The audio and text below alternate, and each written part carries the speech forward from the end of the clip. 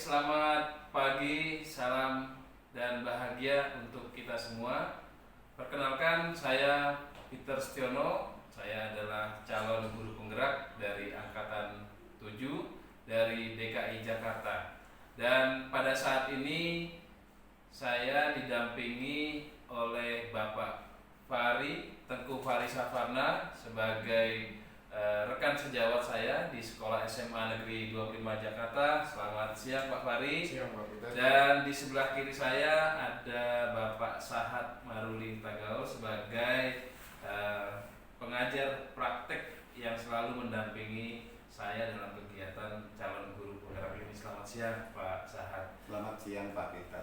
Baik, untuk kegiatan pada hari ini utamanya adalah kegiatan pasca observasi, di mana kegiatan ini adalah rangkaian dari kegiatan kami. Yang pertama yang sudah kami lakukan yaitu pra observasi, kemudian kegiatan observasi, dan hari ini adalah kegiatan pasca observasi dari kegiatan coaching kepada rekan sejawat. Baik, kita langsung saja kepada pertanyaan yang pertama kepada Pak Fahri. Selamat siang sekali lagi Pak Fahri. Siang Pak Peter. Selamat siang ya. Baik, pertama saya mengucapkan terima kasih untuk kehadiran dan juga keterlibatan Pak Fahri dalam kegiatan calon guru penggerak di angkatan kami. Pak Fahri, ada pertanyaan yang boleh saya ajukan terkait dengan kegiatan observasi kemarin. Bagaimana perasaan Pak Fahri dalam kegiatan kemarin? Jujur saya sangat antusias dan tertarik sekali karena saya di sini bisa belajar bagaimana caranya menjadi guru yang baik. Ya. Dimana kita bisa merefleksikan apa yang kita sudah dapat supaya anak-anak bisa dapat yang lebih baik. Seperti itu Pak Peter. Iya. Kemudian setelah apa yang Bapak lakukan kemarin, saya lihat juga anak-anak juga sangat interaktif dalam kegiatan itu ya. Nah, apakah Pak Fahri juga menemukan kendala-kendala yang terjadi pada waktu observasi kemarin? Kalau kendala ya kita bisa lihat pasti ada kendala, terutama di masalah waktu kan. Karena waktu kita ini durasinya 1 jam itu 45 menit, sedangkan kita 90 menit dan materinya itu tergolong banyak. Pak Peter lihat sendiri kan kemarin waktu kita sedang pelaksanaan di mana anak-anak itu begitu antusias dan ya jadi waktunya jadi terasa singkat buat mereka. Jadi masalah waktu ya. Iya. Oke. Dari Pak Fahri, untuk masalah waktu ini pernah tercuat apa solusinya kira-kira untuk mengatasi ini?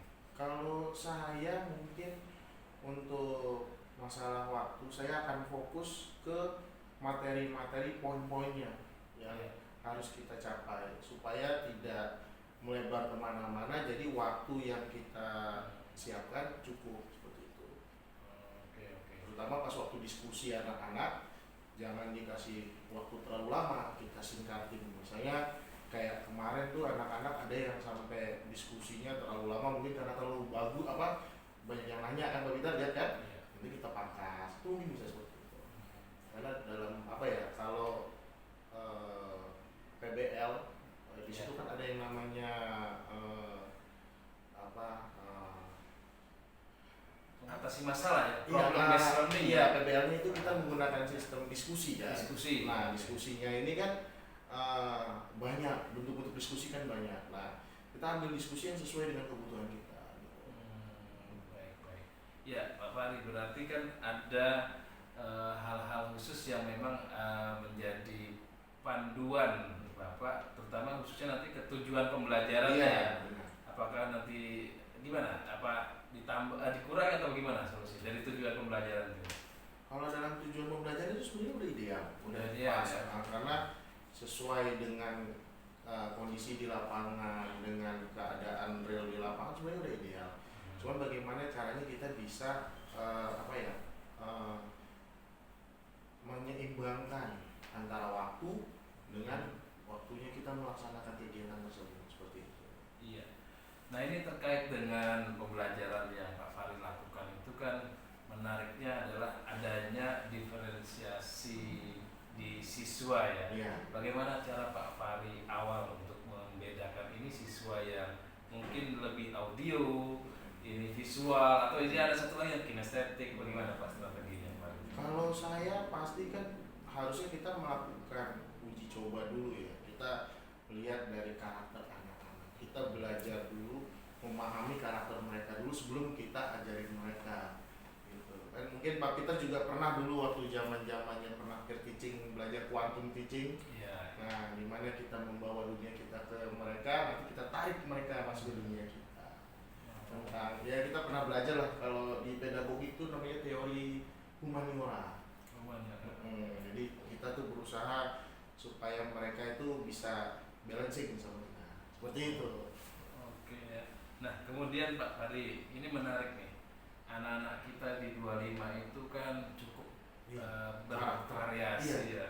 Benar. Kira-kira dari cara belajar mereka tuh lebih banyak yang mana? Audio, video, atau yang memang kinestetik di sekolah kita? Kalau dilihat kita ini sangat beraneka ragam ya Pak Peter ya. Pak Peter bisa lihat sendiri kan kondisi mereka, di mana mereka ada yang lebih senang mendengar, ada yang hanya kalau melihat gambar lebih cepat dapet, ada yang kinestetik gitu, yang apa ya, kita nggak bisa bilang ini, tapi kondisinya seperti itu.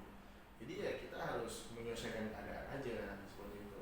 Nah makanya perlunya diadakan diskusi. Kan untuk diskusi ada FGD, ada macam-macam bentuk diskusi. Gitu. Bahkan sampai terakhir nanti juga ada, kalau ada nanti itu tapi langsungnya ke PJBL ya, Project Based Learning. Itu ada yang namanya pameran. Jadi hasil diskusi anak-anak dibuat jadi seperti pameran. Jadi mereka belajar closing. Oke, menarik sekali nih, luar biasa Pak Fahri. Nah, kedepannya nih Pak Fahri, untuk pembelajaran mata pelajaran Bapak itu kan sosiologi ya. Iya, sosiologi. Artinya berharap siswa ini nanti mempunyai peranan yang lebih dalam hal sosial di masyarakat. Iya, benar. Apa langkah-langkah yang bisa Bapak lakukan untuk anak-anak ini? Langkah-langkah yang pertama ya seperti yang saya bilang tadi kan, kita harus bisa bawa dunia mereka ke dunia kita dulu. Dengan cara kita harus bisa memahami mereka dulu. Setelah mereka sudah mau ngikut, pasti apapun dia mau ikut gitu. Jadi kalau misalnya dengan metode berdiferensiasi sekarang ini sebenarnya bagus. Ya, bagus ya Pak. Bagus. Jadi kita bahasanya sudah tidak ada kelas egaliter. Oke. Jadi semua yang pintar bisa mengajari yang kurang, yang kurang mungkin ada kelebihan yang lain, bisa membantu yang lain, seperti itu. Artinya peranan guru masih ada, tapi dominannya harus Siswa ya. Iya. Oke. Nah, kalau misalkan Pak Fahri untuk kegiatan anak-anak itu menerapkan di lapangan juga bisa sebenarnya ya.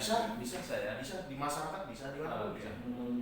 Oke, banyak sekali. Artinya dalam pelajaran Bapak ini kegiatan-kegiatan belajar mengajarnya bakal bisa menarik siswa lebih aktif gitu Pak ya. Lebih aktif lagi. Baik, Pak Fahri, kalau misalnya Pak Fahri menemukan, ini menarik ya Pak. Iya. Siswa itu berkebutuhan khusus tuh bagaimana nih Pak? Kalau untuk anak-anak yang berkebutuhan khusus, terutama yang ABK, kita harus menggunakan standar yang mungkin ya agak di bawah dari teman-temannya. Jangan kita samakan. Kalau kita samakan nanti outputnya bakal berbeda. Jadi mau nggak mau mungkin kalau mereka itu 3-4 kali langkah, saya cukup 1-2. Yang penting mereka paham dalam, kan kalau dalam soal kan ada C1 sampai C6.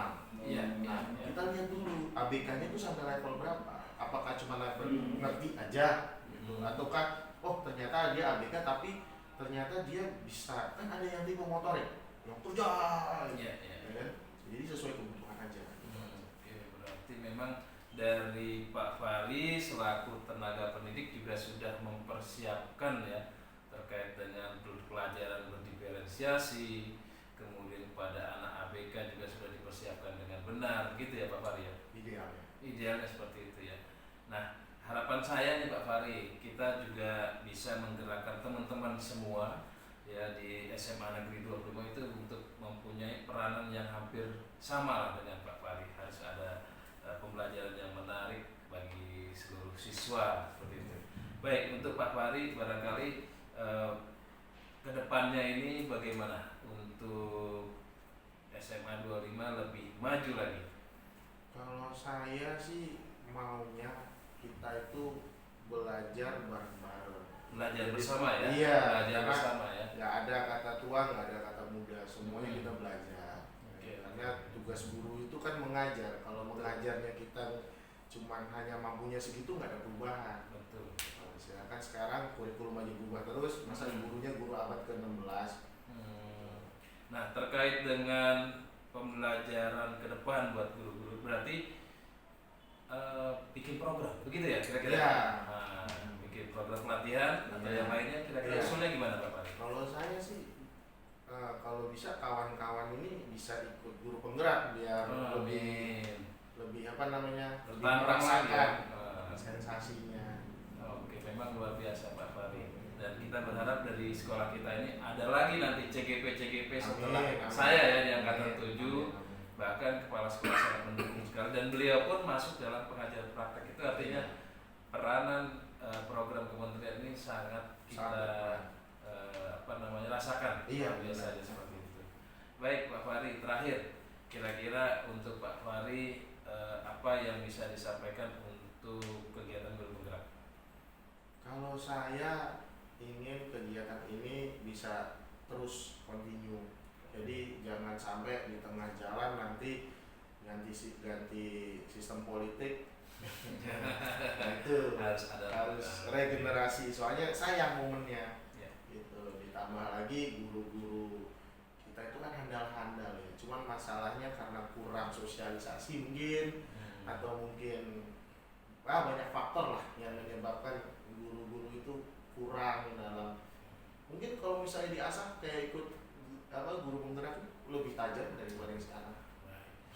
Baik Pak Fahri, kita sudah berdialog ya tentang kegiatan yang Bapak pernah lakukan sebelum di kelas, setelah di kelas, dan setelah di kelas yang sudah saya temani, dan saya mengucapkan terima kasih Pak Fahri untuk mendukung kegiatan saya sebagai calon guru penggerak di angkatan 7. Mudah-mudahan setelah ini akan ada CGP yang lain untuk perubahan sekolah kita di SMA Negeri 25 lebih baik lagi ke depannya.